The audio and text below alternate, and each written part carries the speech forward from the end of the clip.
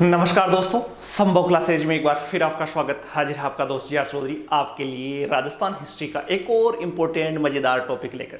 आज हम बात करेंगे आमेर के कछवा वंश की। जो पढ़ रहे थे हमने मिर्जा राजा जयसिंह तक हमने पढ़ा था। आशा है अपने को समझ में आया होगा और सारा इम्पोर्टेंट बातें उसमें आई थी। आज हम एक और शासक की बात करेंगे और उस शासक का नाम है सवाई जयसिंह, जिनके बारे में डिटेल से हम पढ़ेंगे। मिर्जा राजा जयसिंह के बाद में दो और शासक आए थे जिनके अपने को ज्यादा जानकारी की आवश्यकता नहीं है। पहले शासक थे राम सिंह प्रथम, जो कि 1667 से लेकर 1682 तक। ये राम सिंह वही है, आपको याद आ रहा होगा, मिर्जा राजा जयसिंह के पुत्र, जिन राम सिंह की हवेली से है शिवाजी निकलकर गए थे, जिनकी हवेली में कैद किया गया था। बाद में शिवाजी चले गए थे और उनके रुष्ट भी हुआ था, नाराज भी हुआ था। इनके जीवन काल में ज्यादा कोई घटनाएं है नहीं। राम सिंह के बारे में आपने को पता है। उसके बाद में शासक बने थे बिशन सिंह, जो 1682 में शासक बने और 1699 तक ये शासक रहे। इनके जीवन में भी अपने को ज्यादा याद रखने वाली बातें नहीं है। आज हमारा जो टॉपिक है वो टॉपिक है सवाई जयसिंह से रिलेटेड। सवाई जयसिंह के बारे में हम डिटेल से पढ़ेंगे कि सवाई जयसिंह काफी महत्वपूर्ण शासकों में से था और काफी बार सवाल में से बनता है। इंटरेस्टिंग तौर से हम पढ़ेंगे। तो देखो, इसके इंटरेस्टिंग की कहानी शुरुआत होती है कि बिशन सिंह के दो पुत्र हुआ करते थे। बिशन सिंह के दो पुत्र थे। एक का नाम था विजय सिंह, एक का नाम था भाई विजय सिंह और एक का नाम था जय सिंह। विजय सिंह था एक का नाम, जो बड़ा बेटा था विजय सिंह, और छोटे बेटे का नाम था जय सिंह। समझ रहे इस कहानी को? बड़ा बेटा था विजय सिंह और छोटा पुत्र था जय सिंह। अब ये उस समय शासक थे, मुगल शासक थे औरंगजेब। तो औरंगजेब के दरबार में जब बिशन सिंह थे तो ये भी आया जाया करते थे, दरबार में जाते थे। राजकुमार भी जाते थे दरबार में। तो एक बार जो विजय सिंह था बड़ा होशियार था, चालाक था। तो इसकी चालाकी से, इसकी होशियारी से औरंगजेब बड़ा प्रभावित हुआ। और एक बार उनकी चालाकी को देखकर, उनके राइटर भी थे, तो उनकी किताबों को देखकर, उनकी चालाकियों को देखकर, उनकी होशियारी को देखकर विजय सिंह के बारे में औरंगजेब ने कहा कि यार तू तो वैसा है जो जय सिंह थे ना, मिर्जा राजा जय सिंह, उससे भी तू सवाया है, तू तो सवाया है। इसलिए विजय सिंह को कहा कि तू सवाई जय सिंह है। तो विजय सिंह ने कहा कि मेरा तो नाम विजय सिंह जी, तो मेरे छोटे भाई, मैं तो विजय सिंह। तो औरंगजेब ने इनका नाम चेंज कर दिया, जय सिंह। विजय सिंह का नाम जय सिंह कर दिया गया और जय सिंह का नाम कर दिया गया विजय सिंह। ठीक है। तो ये विजय सिंह बाद में क्या बने? सवाई जय सिंह। सवाई जय सिंह। थोड़ा सा कंफ्यूज मत होना कि जो विजय सिंह थे उसका नाम तो कर दिया गया जय सिंह, और जो जय सिंह थे उनका नाम कर दिया गया विजय सिंह। नाम उल्ट पुल्ट कर दिया गया औरंगजेब द्वारा। तो अब शासक कौन हो गए? ये विजय सिंह किस नाम से शासक बने? सवाई जय सिंह के नाम से। क्यों? सवाई का मतलब सवाया। 125 गुना है जय सिंह, जो पहले मिर्जा राजा जय सिंह आए थे उससे 125% ज्यादा है। तो इसीलिए इनको उपाधि दी गई। सवाई की उपाधि किसके द्वारा दी गई? औरंगजेब के द्वारा। आज हम इसी के बारे में पढ़ेंगे, सवाई जय सिंह, या जो जिनका बचपन का नाम विजय सिंह था उसके बारे में पढ़ेंगे। तो 1699 में जब शासक बने उस समय मुगल शासक थे औरंगजेब। औरंगजेब रहे जीवन में, उनका जीवन काल, अंतिम जीवन काल रहा 1707 तक। 1707 में औरंगजेब की क्या होगी? मृत्यु होगी। अब 1707 में क्या हुआ कि औरंगजेब जो थे, औरंगजेब की मृत्यु होने के बाद में औरंगजेब के 4 पुत्र थे। ये आपको इंडियन हिस्ट्री में पढ़ा होगा। औरंगजेब के कितने पुत्र थे? 4 पुत्र थे। तो 4 पुत्रों में क्या हुआ? 4 पुत्रों में क्या हो गया? उत्तराधिकार संघर्ष स्टार्ट हो गया। 4 पुत्र कौन थे? ध्यानपूर्वक समझना। 4 पुत्र, पहले का नाम था मुअज्जम, दूसरा का नाम था आजम, एक का नाम था अकबर।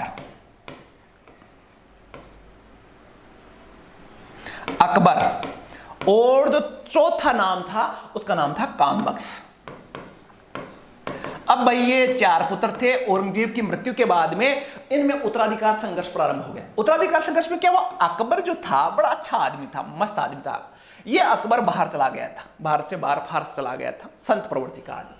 कामबख्श था, नाम कामबख्श रख दिया, लेकिन काम करने की इच्छा नहीं थी कि मुझे तो कोई राजपाट दीजिए, आप संभालो, आपको काम। अब बच गए 2, एक मुअज्जम और एक आजम। इनके मध्य क्या हुआ? उत्तराधिकार संघर्ष प्रारंभ हो गया। अब अपने जो आमेर के शासक थे, जिनको सवाई जय सिंह या बचपन में विजय सिंह कहते थे, तो जय सिंह जो थे उन्होंने आजम का साथ दिया। जय सिंह किसके पक्ष में थे? आजम के पक्ष में थे। समझना ध्यान से। और जो उसका छोटा भाई था जिनका नाम था विजय सिंह, वो किसके साथ थे? मुअज्जम के साथ में थे। विजय सिंह किसके साथ में? मुअज्जम के साथ। छोटा भाई था ना जय सिंह का छोटा भाई, तो विजय सिंह किसके साथ? मुअज्जम के साथ में, और जय सिंह आजम के साथ। और इनके मध्य एक युद्ध हुआ 2 जून 1707 को। 2 जून 1707 को एक युद्ध हुआ जिसको बोलते हैं जाजुआ का युद्ध। जाजुआ उत्तर प्रदेश में जगह पड़ती है, जाजुआ। जाजुआ का युद्ध किसके मध्य हुआ? इंडियन हिस्ट्री में पढ़ोगे, जाजुआ का युद्ध 2 जून 1707 को मुअज्जम और आजम के मध्य हुआ। और इस युद्ध में जीता कौन? मुअज्जम जीत गया, आजम हार गया। जय सिंह का जो दोस्त था, जय सिंह जिसका साथ दे रहे थे, जिस आजम का साथ दे रहे थे, वो हार गया और मुअज्जम जीत गया। और इसका साथ किसने दिया था? विजय सिंह, जो जय सिंह का छोटा भाई था। और ये मुअज्जम बाद में जो मुगल शासक बने और अपना नाम रखा बहादुर शाह प्रथम। अब बहादुर बन गए ना, बहादुर शाह प्रथम हो गई, बहादुर शाह फर्स्ट। तो बहादुर शाह फर्स्ट के नाम से ही ये दिल्ली के शासक बने। अब जब ये जाजुआ का युद्ध हो रहा था तो इसके साथ देखना विजय सिंह दे रहे थे। तो विजय सिंह जब बहादुर शाह या मुअज्जम शासक बने तो उन्होंने आमेर में भी जय सिंह को हटाकर किसको शासक बना दिया गया? विजय सिंह को। विजय सिंह शासक बन गए थे जय सिंह को हटाकर बाद में, क्योंकि दिल्ली में जो शासक बने थे वो बहादुर शाह प्रथम थे। बेचारे जय सिंह, सवाई जय सिंह सवाई थे, 125% थे, लेकिन फिर बेरोजगार हो गए, राजा के पद से हटा दिया गया और उनको छोटा मोटा काम दे दिया गया, दक्षिण के अभियानों में उनको भेज दिया गया और जयपुर के शासक बन गए विजय सिंह।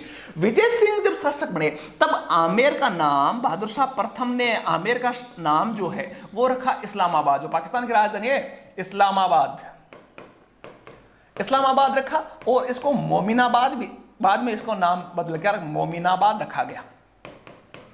और आमेर के शासक बन गए विजय सिंह और जय सिंह को दक्षिण के अभियानों में भेज दिया। अब बेचारे विजय सिंह शासक हो गए और जय सिंह हो गए बेरोजगार, तो जय सिंह दक्षिणी अभियानों में चले गए। उसी समय मारवाड़, जब आपने मारवाड़ पढ़ी थी तो मारवाड़ के शासक अजीत सिंह भी बेरोजगार थे, अजीत सिंह भी दक्षिण अभियानों में चले गए थे। अजीत सिंह ये कहां के थे? मारवाड़ के। ध्यानपूर्वक समझना। तो वापस देखो, जय सिंह, सवाई जय सिंह की बात कर रहा था मैं, सवाई जय सिंह, सवाई जय सिंह जयपुर के, ये बेरोजगार। दूसरे ये जयपुर के थे, दूसरे थे अजीत सिंह, ये भी दक्षिण के अभियानों में थे और ये भी बेरोजगार थे। ये मारवाड़ के शासक थे, मारवाड़ से संबंधित थे, शासक नहीं थे, मारवाड़ से संबंधित थे। अब ये एक बार ये दक्षिण में गए हुए थे तो दोनों एक साथ थे, दोनों एक घोड़ी पे अजीत सिंह बैठे थे, एक पे जय सिंह बैठे थे, दोनों आपस में हालचाल पूछ रहे थे, बातें कर रहे थे। तो अजीत सिंह ने जय सिंह से पूछा कि क्या हालचाल है भाई, कैसा चल रहा है धंधा पानी आपका? तो इन्होंने कहा कि यार क्या धंधा है, बेरोजगार हो रखे हैं, राजा तो पहले राजा थे, छोटे भाई को बना दिया बहादुर शाह ने, क्या करे, कोई काम दाम तो है नहीं, अब पड़े हैं दक्षिण में। फिर जय सिंह ने पूछा अजीत सिंह को कि आपके क्या हालचाल है? कि मेरी भी हालत आप जैसी है। दोनों ने अपना अपना दुखड़ा रोया। उसके बाद में दोनों ने कहा कि यार क्यों ना हम दोनों एकजुट, जयपुर बहुत बड़ी रियासत, जोधपुर बहुत बड़ी रियासत, हम दोनों एकजुट हो जाए तो कुछ ना कुछ अपना काम हो सकता है, दिल्ली के शासक को भी हरा सकते हैं, क्योंकि औरंगजेब के बाद में जो उत्तराधिकारी थे वो कमजोर होने लगे थे, तो दिल्ली के शासक को हरा सकते हैं।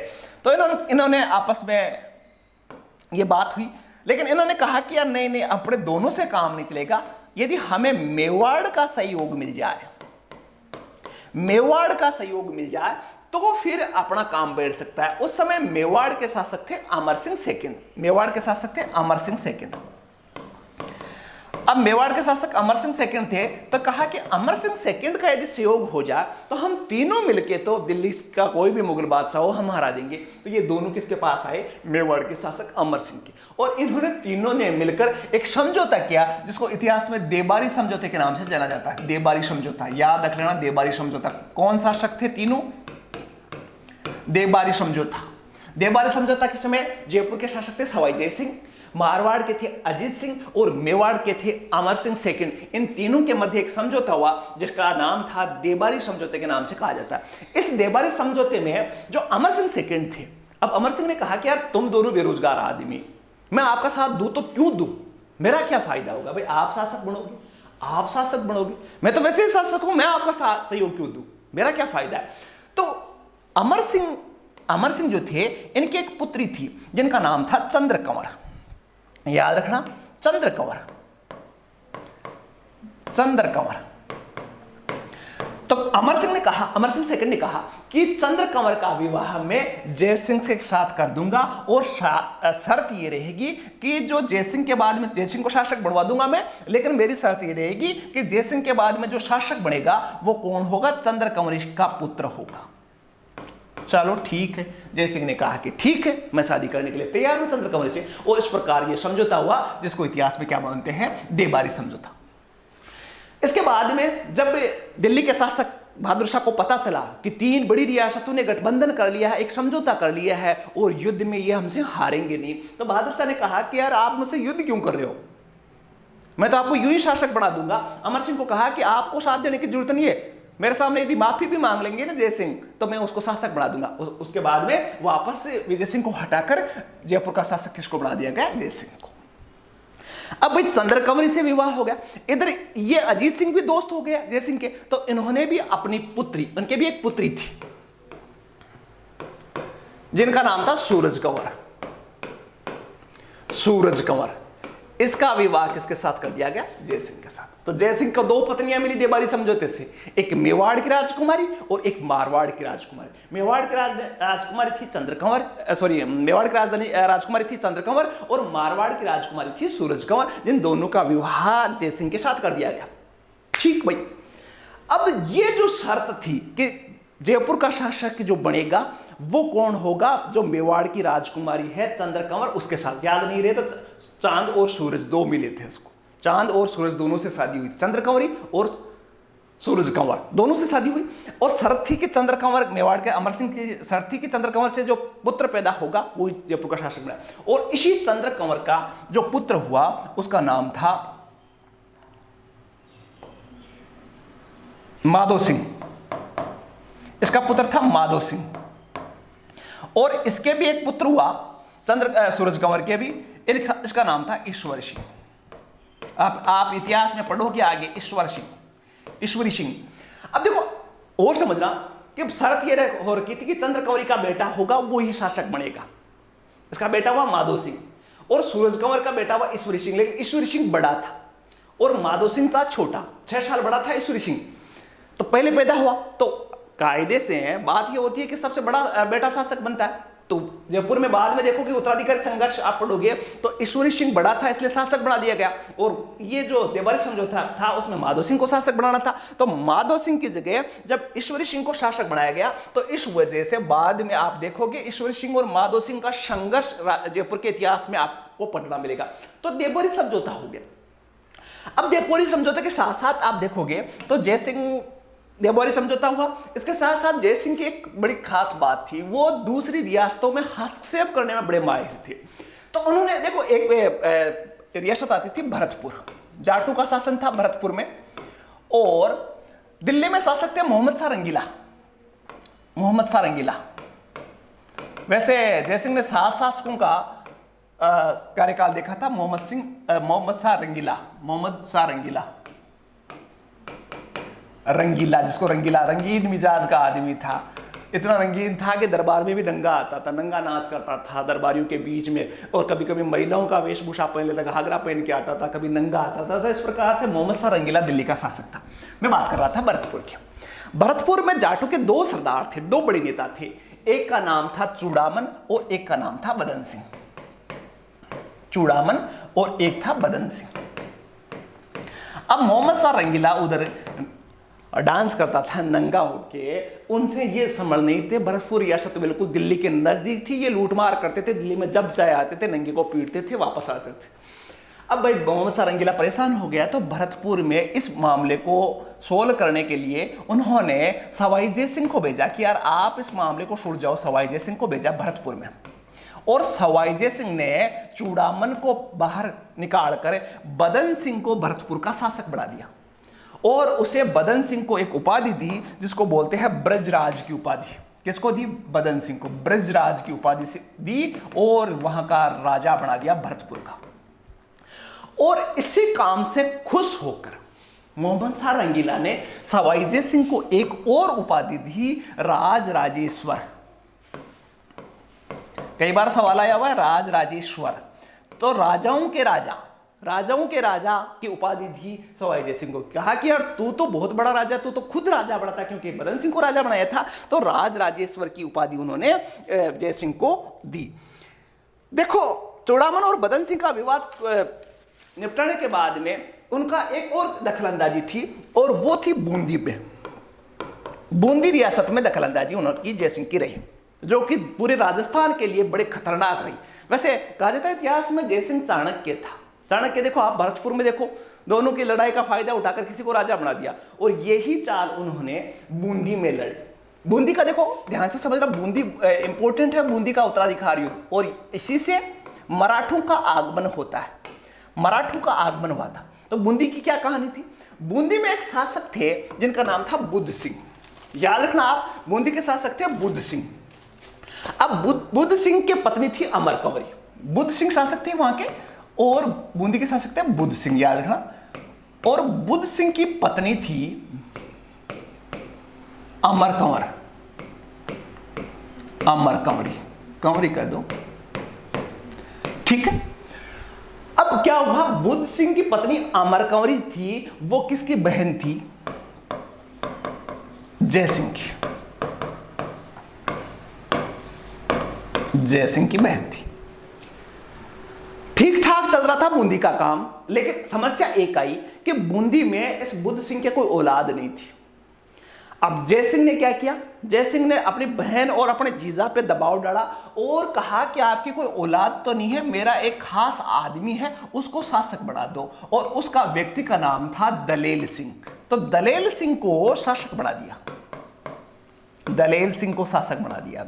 हम पढ़ेंगे बूंदी के संघर्ष को ज्यादा डिटेल से, बूंदी के जब इतिहास पढ़ेंगे तो उसमें आप ध्यान से देखोगे। लेकिन अभी आप देखना कि बुद्ध सिंह की पत्नी अमर कंवरी, और अमर कंवरी किसकी बहन थी? सवाई जय सिंह की बहन थी। और सवाई जय सिंह ने के दबाव में आकर बुद्ध सिंह को अपना उत्तराधिकारी किसको बनाना पड़ा? दलेल सिंह को बनाना पड़ा। ये उत्तराधिकारी बन गया भाई दलेल सिंह। लेकिन इसी बीच बुद्ध सिंह के एक पुत्र हुआ। बुद्ध सिंह के एक पुत्र हुआ। पहले उम्मीद नहीं थी पुत्र की, लेकिन अब पुत्र हुआ। पहले उम्मीद नहीं थी, लेकिन अब पुत्र हुआ, और उस पुत्र का नाम रखा गया उम्मेद सिंह। ठीक है भाई, बुद्ध सिंह जिंदा थे, जय सिंह का दबाव डरा और शासक बना दिया गया बूंदी का दलेल सिंह को। उनको उम्मीद नहीं थी, लेकिन फिर भी उम्मीदों पे खरे उतरे और उनके एक पुत्र हुआ जिनका नाम था रखा गया उम्मेद सिंह। अब भाई बुद्ध सिंह का मन किसकी तरफ? अपने जो सगा बेटा था उसकी तरफ। शासक किसको बनाना चाहते? उम्मेद सिंह को। जय सिंह क्या हुआ कि जब इसको शासक बनाया दलेल सिंह को, तो जय सिंह ने अपनी पुत्री का विवाह दलेल सिंह से कर दिया। पुत्री किसकी पुत्री? जय सिंह की पुत्री, जिसका नाम था कृष्णा कुमारी। वो कृष्णा कुमारी नहीं है जो जहर देके मारा गया था, लेकिन दूसरी थी कृष्णा कुमारी। इसका विवाह किसके साथ कर दिया गया? दलेल सिंह। अब एक बाप होता है, वो अपनी बेटी की ज्यादा पक्ष ले या अपनी बहन की ज्यादा पक्ष ले? जय सिंह की बहन का बेटा उम्मेद सिंह, और इधर दलेल सिंह उसका जवाई हो गया। तो जय सिंह किसकी पक्ष ले रहा था? दलेल सिंह की। समझना बेटा, जय सिंह किसकी पक्ष ले रहा था? दलेल सिंह, क्योंकि उसने अपनी बेटी का विवाह इसके साथ किया था। अमर कंवर को पता चल गया कि भाई साहब है ना, भाई साहब अपनी बेटी का ही पक्ष लेंगे और दलेल सिंह को ही शासक बनाएंगे, मेरे बेटे उम्मेद सिंह को ये बढ़ने ही नहीं देगा। ये तो आज भी भाई साहब बदमाश है, ऐसा भाई तो होना ही नहीं, मेरे लिए तो भाई मर गया। तो ये अमर कंवर जो है वो किसके पास चली गई? मराठों के पास। एक मराठा सरदार हुआ करते थे मल्हारराव होलकर, और इसको अपना भाई मान लिया, भाई बना लिया। मल्हारराव होलकर मराठा सरदार थे, तो उनको अपना भाई बना लिया कि ये मेरा भाई जयपुर वाला तो भाई है ही नहीं, मेरा भाई तो मराठे। और मराठों को बाद में मल्हारराव होलकर ने इस दलेल सिंह को हराकर वापस बुद्ध सिंह को शासक बना दिया, और यहीं से राजस्थान में मराठों का आक्रमण लगातार होते रहे। जय सिंह परेशान हो गए, जयपुर पे भी उनका आक्रमण होता रहा, जयपुर भी परेशान, पूरा राजस्थान को रोंद डाला था बाद में मराठों ने। तो मराठों के आगमन का कारण भी सवाई जय सिंह था। एक वजह समझो आप, तो सवाई जय सिंह। समझ में आया कुछ? वापस मैं बता दूं, बूंदी के शासक थे बुद्ध सिंह। बुद्ध सिंह की पत्नी का नाम था अमर कंवर। अमर कंवर जो थी वो जय सिंह की बहन थी। इनके दोनों की औलाद नहीं हुई, तो इस वजह से जय सिंह को मौका मिल गया वहां हस्तक्षेप करने का, और उन्होंने अपने चहेते आदमी दलेल सिंह को वहां शासक बना दिया, और अपनी बेटी जो जय सिंह की बेटी थी कृष्णा कुमारी, उसका विवाह कर दिया। जय सिंह ने इनका विवाह करने के बाद में बुद्ध सिंह के एक पुत्र हुआ जिसको नाम था उमेद सिंह, और बुद्ध सिंह उमेद सिंह को शासक बनाना चाहता था, और इसी समस्या की वजह से अमर कंवर ने मल्हार राव होलकर को अपना भाई बनाया, और मराठों का आगमन राजस्थान में हुआ, और उसके बाद में बुद्ध सिंह शासक बना, और ये बूंदी विवाद के नाम से जाना जाता है। ठीक है, मराठे आ रहे थे, जय सिंह परेशान हो गया। अब इसके बाद में देखिए तो मराठों के परेशान होने की वजह से एक सम्मेलन हुआ जिसको आपको याद रखना है, हुरडा सम्मेलन। हुरडा सम्मेलन बहुत इतिहास में प्रसिद्ध, आप मेवाड़ का इतिहास पढ़ोगे तो और डिटेल से समझोगे। हुरडा सम्मेलन, यह हुरडा जो सम्मेलन है वो हुरडा सम्मेलन का आयोजन इसलिए हुआ क्योंकि राजस्थान के सभी शासक हैं वो मराठाओं से परेशान थे, चोट वसूल करते थे। यहाँ जब चाहे मराठा हमला कर देते थे, राजा डरे हुए थे, तो सभी राजाओं ने यह निश्चय किया कि हम सब एकजुट होकर मराठाओं का सामना करेंगे, एक संयुक्त सेना तैयार करेंगे। जैसे सांगा के नेतृत्व में खानवा के युद्ध में लड़े थे शासक, ये दूसरा मौका था जब एक मौका आया जिसमें सभी शासकों ने मिलकर एकजुट होकर मराठाओं से लड़ने का संकल्प लिया। और इस युद्ध में उदयपुर के शासक थे संग्राम सिंह। ये हुई थी 17 जुलाई 1734 का साल था।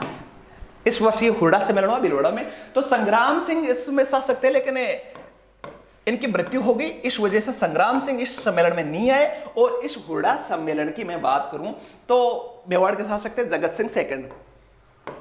तो याद रख लेना कौन कौन से शासक थे। जगत सिंह सेकंड ये मेवाड़ के थे। जयपुर के आपको पता ही है सवाई जय सिंह थे। सवाई जय सिंह थे जयपुर के शासक, ये जयपुर वाले थे। इसके अलावा दलेल सिंह जो अभी मैं बात कर रहा था, दलेल सिंह ये बूंदी की तरफ से थे, बूंदी की तरफ से थे। एक और शासक थे राज सिंह जो किशनगढ़ की तरफ से थे। दुर्जन साल थे कोटा की तरफ से। दुर्जन साल थे वो कोटा की तरफ से थे। राज सिंह थे वो किशनगढ़ की तरफ से थे। गोपाल सिंह थे वो करौली की तरफ से थे। इस प्रकार बहुत सारे शासकों ने इसमें भाग लिया, और निश्चय हुआ कि 12 महीने बाद में एक जगह कोटा में पड़ती है रामपुरा, तो वहां हम बड़ी सेना लेकर इकट्ठा होंगे और मराठों को रोकेंगे। लेकिन 12 महीने बाद में न तो कोई सेना लेके आया न कुछ और हुआ। इसका ये सम्मेलन जो 17 जुलाई का सम्मेलन था वो असफल हुआ। क्यों? राजा किसी के अधीन सेना नहीं भेजना चाहते थे। तो हुरडा सम्मेलन में किसके समय हुआ? सवाई जय सिंह के समय हुआ। अब देखो बूंदी का पढ़ा हमने, साथ में भरतपुर का पढ़ा और हुरडा सम्मेलन पढ़ा। इसके साथ साथ मैं बात कर रहा था कि सवाई जय सिंह जो थे 7 शासकों के समय 7 शासकों का राज देखा था उन्होंने, 7 शासकों के समय काम किया था। वो कौन कौन से शासक थे ध्यानपूर्वक देख लेना, याद रखने वाली बात है। पहले थे औरंगजेब, आप सबको पता है औरंगजेब के समय औरंगजेब 1760 तक रहे थे। 1699 में सवाई जय सिंह शासक बन गए थे, तो औरंगजेब के शासक में रहे। दूसरा था बहादुर शाह जफर शासक रहे थे, मैंने आपको बताया था मुअज्जम के नाम से बहादुर शाह प्रथम, जिसको प्रथम बोलते हैं। तो इनका कार्यकाल देखा था। बहादुर शाह के बाद में जो शासक बने थे उनका नाम था जहांगीर शाह। तो जहांगीर शाह का शासन देखा, छोटे छोटे शासक बने थे जहांगीर शाह। उसके बाद में जो शासक बने वो फर्रुख शेर थे।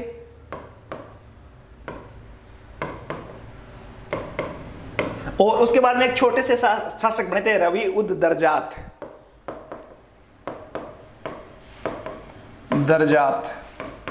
और बाद में आपको पता है रंगीला, मोहम्मद शाह रंगीला।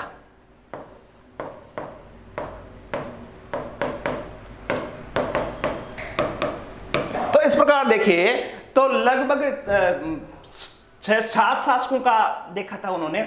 मुअज्जम, बहादुर शाह, 7 शासकों का कार्यकाल उनके समय रहा।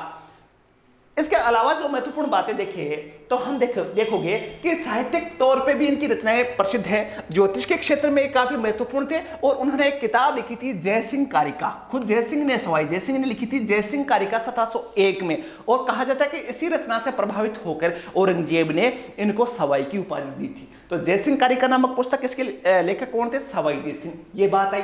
और इसके अलावा देखी जाए तो ज्योतिष शास्त्र के बड़े ज्ञानी थे, उन्होंने जीज ए मोहम्मद शाही लिखी। उस समय मोहम्मद शाह रंगीला शासक थे, तो उन्होंने जीज ए मोहम्मद शाही, उनकी प्रशंसा में ज्योतिष का ग्रंथ था ये वैसे, लेकिन उनको समर्पित की थी जीज ए मोहम्मद शाही। मोहम्मद शाह रंगीला उनके कार्यकाल में थे, तो जीज ए मोहम्मद शाही लिखी।